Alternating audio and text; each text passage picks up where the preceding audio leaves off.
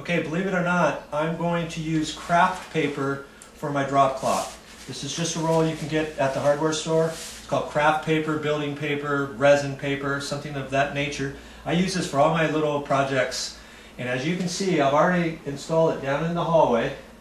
And I've taped it down. I don't want to track in sheetrock mud or paint or anything like that. I want to keep the place as nicely as possible, just like if it was my own home. So the idea is that when I get done with this project, you're not even going to know that I was even in here. Everything's going to match, everything's going to look nice and pretty. So I'm just going to show you very briefly how to cut this paper. Roll it out. We're going to use a sheetrock knife, and you have to make sure you've got a sharp sheetrock knife.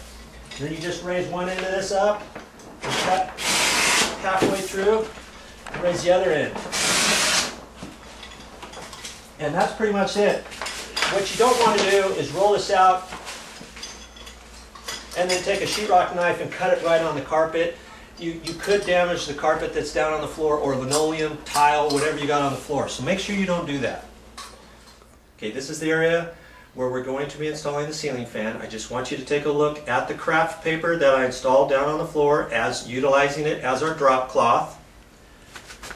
We've taped it down. We've also put some up on the countertop.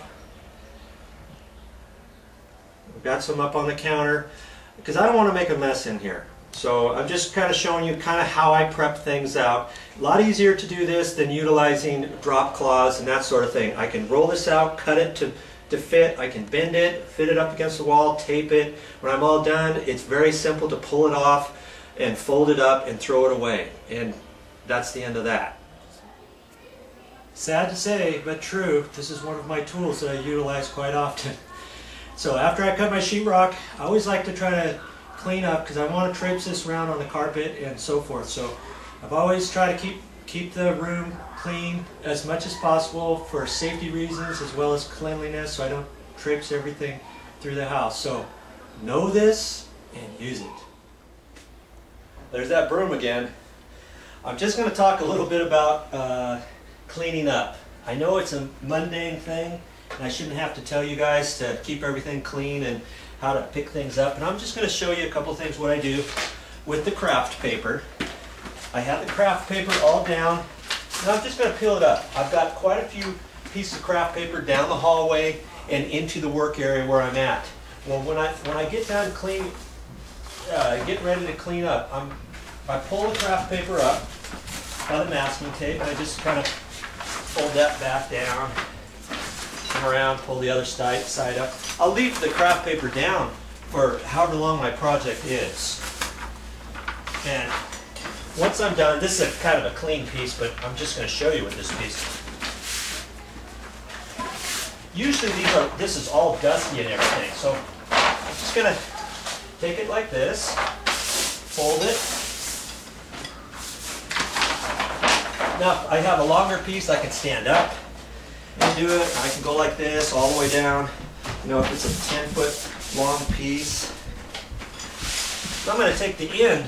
I'm just going to fold up the end. That's going to keep the dust and everything in here. I want to keep the dust in here. If I don't fold this end up and just start folding and carry it out to the dumpster, it's going to come out the end. So I just fold the end. I just fold this up. I take the other end because I don't want the dust to come out of the end. I'm just going to fold that. Fold that like that. I can step on that. Sometimes if it's really dusty, you'll see a little bit of dust coming out. I have a piece like that that's ready for the trash. I'm going to do that with all of my other stuff, pull it all up, try to keep it to a minimum before I start vacuuming them up. So I just wanted to show you how I do things. It's really nice when I use craft paper because I can do that. I'm not saving it. I just throw it away. Next time on my next project, I roll out the craft paper and away I go. Okay, here's a little bit bigger piece. I'm just going to show you. Again, fold that over. I've taken the masking tape on the sides and then just folded it under. That way it doesn't want to stick anywhere. And I'm going to fold that up the same way as the last piece. The end. And just a few little square pieces as you go. Doesn't take very long. It's a good way to keep all your mess together. Okay, at the end, I'm going to carefully fold that up. Now all the dust is all collected inside there. Okay. Step on that carefully. Sometimes you get a little dust down there. Believe it or not, there's all my cleanup and my craft paper. I still have to vacuum and that kind of thing. The one thing I did want to point out, I've had this craft paper, building paper, down on the carpet for about 3 days. You can use regular masking tape for that and will come up just fine. Now if you're using masking tape, let's say you fold this up against a wall, up against some baseboard, something of that nature, if you know that your craft paper is going to be down for more than a couple days, you might want to use the blue masking tape. If you use regular masking tape over maybe 3 days, 4 days, depends, just kind of depends.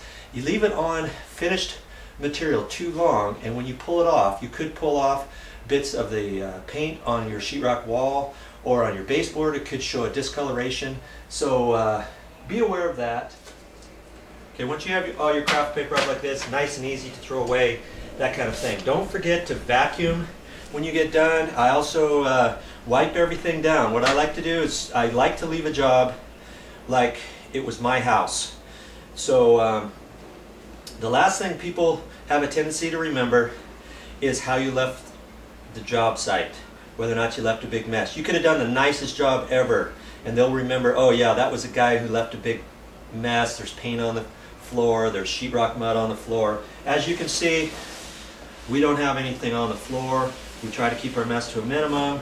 We utilize extra craft paper on top of the original craft paper for our sheetrock mess, for our painting mess, and mixing up our sheetrock mud, that kind of thing. So just be aware of your surroundings and do a good job when you do your cleanup. That's what people remember.